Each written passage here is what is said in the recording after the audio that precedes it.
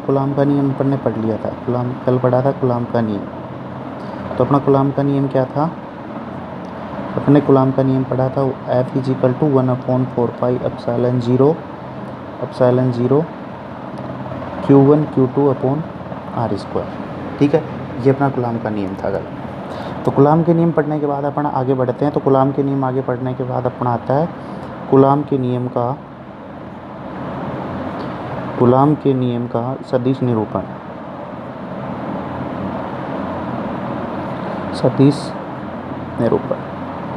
तो सदिश निरूपण, कूलाम के नियम का सदिश निरूपण। तो कूलाम के नियम का सदिश निरूपण क्या कहता है, किसी तल में, किसी एक्सिस या किसी तल में कोई आवेश Q1 है, कोई Q2 है, यानी कि R1 दूरी पे, जो R1 दूरी पे है वो Q1 है, और जो R2 दूरी पे है, यानी कि पॉइंट O से R2 दूरी पे Q2 है। ठीक है, तो इन दोनों पे पर लगने वाला बल, इस पे F12 होगा और इस पे F21 होगा। ठीक है, तो यानी कि अपने Q1 आवेश पे जो बल लगेगा वो अपना F12 वेक्टर होगा, और जो Q2 आवेश पे बल लगेगा वो होगा F21 वेक्टर। ठीक है, तो ये बल लगेगा दोनों में, बल लगेगा। तो अब आगे चलते हैं। तो Q1 आवेश, यानी कि Q1 पे लगने वाला आवेश, यानी कि Q1 पे लगने वाला बल निकालेंगे, यानी कि आवेश नहीं, Q1 आवेश पे लगने वाला बल। तो अपन बल क्या है, अपना F12 था। F12 के लिए अपना क्या लगेगा, 1/4πε0 Q1 Q2 बटे R12 वेक्टर का मोड और R12 कैप। अब अपने पास ये अपने इक्वेशन नंबर 1 हो गई। अब अपने लगाएंगे, निकालेंगे वैल्यू। तो अपन बोल सकते हैं कि जो अपना R12 वेक्टर होगा वो होगा R1 vector minus R2 vector. ठीक है, और अपना R12 कैप होगा, R12 वेक्टर अपॉन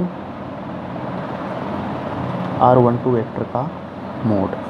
ठीक है, तो ये जो दोनों वैल्यू हैं, ये एक में पुट करेंगे अपन। जब इक्वेशन समीकरण नंबर 1 में पुट करना है, आगे चलते समीकरण नंबर 1 में पुट करेंगे। तो समीकरण नंबर 1 में पुटने पर अपने पास क्या प्राप्त होगा, F12 vector = 1/4πε0 Q1 Q2 upon R1 vector minus R2 vector. तो ये हो जाएगा अपना, और ये कैप के लिए हो जाएगा R12 वेक्टर बटे मोड का R12 वेक्टर। ठीक है, ये अपने पास हो जाएगा। तो ये हो जाएगा अपना समीकरण नंबर 2।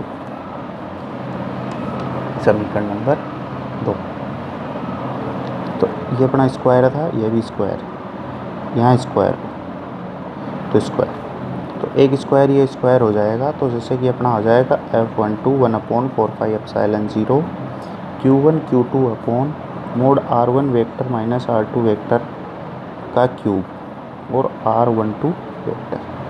ठीक है, ये अपना समीकरण नंबर 2। हम इसी प्रकार निकालेंगे किसके लिए, R21 के लिए। R21 के लिए भी इसी प्रकार निकालेंगे, तो वही है। R12 के लिए निकालेंगे तो R12 के लिए, यानी कि F21 के निकालेंगे फिर, यानी कि बल निकालेंगे अब Q2 पे। अपने Q1 पे निकाल लिया, अब Q2 पे बल निकालेंगे। Q2 पे बल निकालेंगे तो क्या होगा अपना, F21 वेक्टर = 1/4πε0 Q1 Q2 बटे R21 वेक्टर का स्क्वायर और R21 कैप। ठीक है, तो वही वैल्यू हो जाएगी। इसके लिए हो जाएगा R2 vector minus R1 vector, और इसके लिए होगा R21 vector upon mode R21 vector. ठीक है, ये हो जाएगी वैल्यू। अब ये वैल्यू, ये अपना समीकरण नंबर क्या था, 3। समीकरण नंबर 3 में पुट करेंगे। जैसे समीकरण नंबर 3 में पुट करेंगे, अपने आ जाएगा F21 = 1/4πε0 Q1 Q2 upon R21 vector का क्यूब और R21 वेक्टर। ठीक है, समीकरण नंबर 4, इसको समीकरण नंबर 4। तो अब इसको करेंगे समीकरण, मिलाएंगे समीकरण 2 और 4 से, 2 व 4 से करेंगे तो अपना हो जाएगा F21 vector equal to minus F12 vector. तो यानी कि हम ये कह सकते हैं कि अगर अपन समीकरण नंबर जो अपनी 4 है तो उसको चेंज करेंगे तो F12 माइनस यानी कि चेंज ऋणात्मक का निशान आ जाएगा, यानी कि एक चीज़ को दूसरी चीज़ में चेंज करने पे तो ये हो जाएंगी, दोनों सेम हो जाएंगी। तो विपरीत होगा, यानी कि तो इसमें हम कह सकते हैं कि एक आवेश पर लगने वाला बल एक दूसरे के विपरीत होगा, और यही अपना कूलॉम के नियम का सदिश निरूपण है। कूलॉम के नियम का सदिश निरूपण है अपना F21 vector minus F12 vector, ये अपना कूलॉम के नियम का सदिश निरूपण। अब अपन बात करते हैं कि अध्यारोपण का सिद्धांत, यानी कि प्रिंसिपल ऑफ सुपरपोजिशन।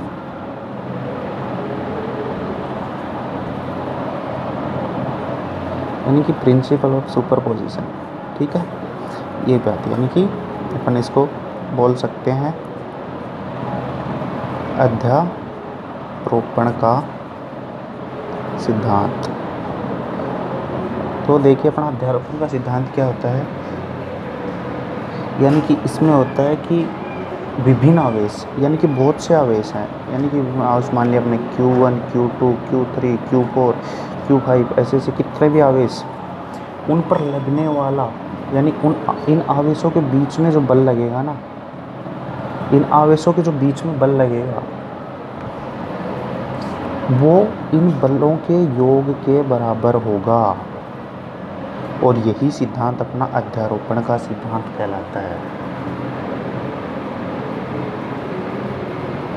तो जैसे कि ये अपना कोई पॉइंट O है, तो पॉइंट O से ये Q1, ये R1 दूरी पे Q1 है, ये R2 दूरी पे Q2 है, ये R3 दूरी पे Q3 है, और ये R4 दूरी पे Q4 है, ठीक है, ये है अपना ये। तो इस पे बल, यानी कि इस पे F01 लगेगा, इस पे F02, इस पे F03, इस पे F04 बल लगेगा, ठीक है। तो ऐसे जैसे कि Q1, Q2, Q3 ऐसे Q1 तक जाएगा, तो बल भी F01, F02 से जाएगा Fn तक, ठीक है। अब अपन निकालेंगे बल, यानी कि पहले अपन बल निकालेंगे अपना F01 पे, F01 के 145 एप्सिलॉन 0 Q0 Q1 R01 का क्यूब या R01, ठीक है, वेक्टर, ठीक है। इसी प्रकार अपन निकालेंगे F02 के लिए 1445 एप्सिलॉन 0 Q0 Q2 R02 का क्यूब R02 वेक्टर। ऐसे करते हुए अपन Fn के लिए भी निकाल लेंगे। Fn के लिए 14 एप्सिलॉन 0 Q0 Qn R0n का क्यूब और R0n का क्या, ठीक है। अब अपना यहाँ तक निकलने के बाद अपन आगे क्या करते हैं, एक टोटल फोर्स निकालते हैं। एंड टोटल फोर्स निकालेंगे अपन, जो अपन टोटल फोर्स निकालेंगे वो होगा F01 प्लस F02 प्लस ऐसे करके प्लस Fn वेक्टर। तो ये तो टोटल फोर्स निकालेंगे, तो हमारा हो जाएगा F vector is equal to 1/4πε0 Q0 सब में बाहर कॉमन आ जाएगा, यानी कि ये जो Q0 था बाहर सब में कॉमन आ जाएगा ना, बचेगा Q0 R01 वेक्टर R01 की क्यूब, ऐसे ही बचेगा Q1 बचेगा, ऐसे ही Q2 बचेगा R02 का वेक्टर R02 की क्यूब, ऐसे ऐसे करके लास्ट में जाएगा Qn R0n का वेक्टर R0n का क्यूब। ठीक है, अब आगे बढ़ते हैं, यहाँ तक अपना हो गया कंप्लीट। तो अब इसको अगर सदिश फॉर्म में लिखेंगे अपन, तो हम लिखेंगे इसको 1/4πε0, यानी कि एक सही तरीके से लिखने में Q0 एप्सिलॉन लेंगे n i बराबर 1 Qn R0n का क्यूब R0i का कैप। ठीक है, ये होता है अपना यानी कि principle of superposition, principle of superposition यानी कि अध्यारोपण का सिद्धांत, पण का सिद्धांत। ठीक है, ये होता है अपना